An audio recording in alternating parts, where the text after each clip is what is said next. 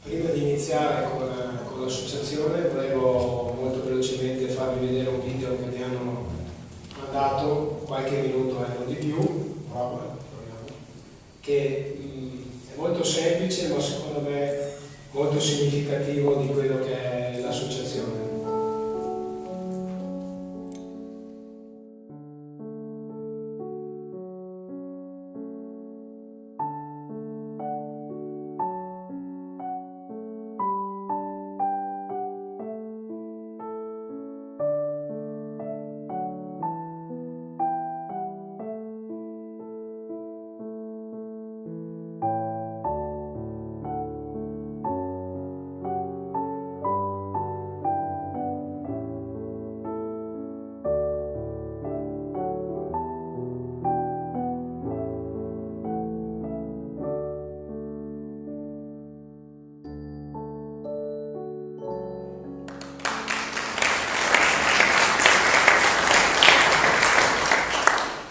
Io a questo punto lascerei la parola al dottor Panciullo se vuole venire a accomodarsi qui o rimanere lì, come preferisci, non so problema.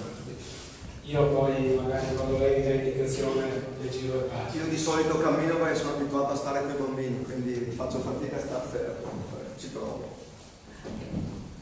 Allora, buongiorno, grazie dell'invito anche se improvvisato, nel senso che un'ora fa in una classe, in una prima elementare, a parlare a dei bambini di 6 anni del perché un loro compagno di 6 anni non poteva essere con loro per tutto quest'anno. E quindi mi ritrovo a distanza di un'ora in una realtà completamente diversa, ma questa cosa mi piace perché mi fa capire quelle che sono le diverse sfumature, no? Del donare e del volontariato, perché a questi bambini, compagni di classe, siamo andati a chiedere di poter stare vicino il più possibile al loro amichetto, anche se non è presente in classe. A voi invece chiediamo uno sforzo di natura diversa, ma che comunque permette di arrivare il prima possibile al cuore dei nostri bambini e delle nostre famiglie. Io sono psicoterapeuta e lavoro per Abeo da circa 8 anni. Insieme a me, là nell'angolino appena arrivata, c'è la dottoressa Valentina Solfan, che è psicologa, che è un po' la forza motrice dell'associazione, perché è quella che sta quotidianamente in reparto a giocare, a gestire la sala giochi per tutta la durata della mattinata di questi bambini che vengono a fare i controlli da noi. Abeo, come diceva prima, è nata nell'88.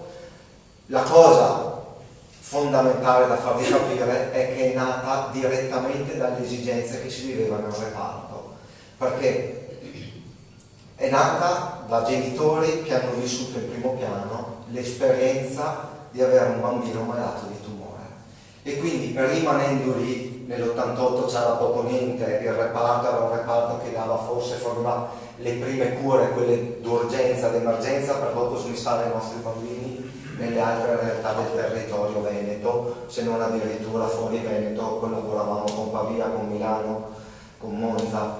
Negli anni, grazie ad Abeo, anche il reparto è cresciuto fino a diventare da pochi anni un centro di eccellenza.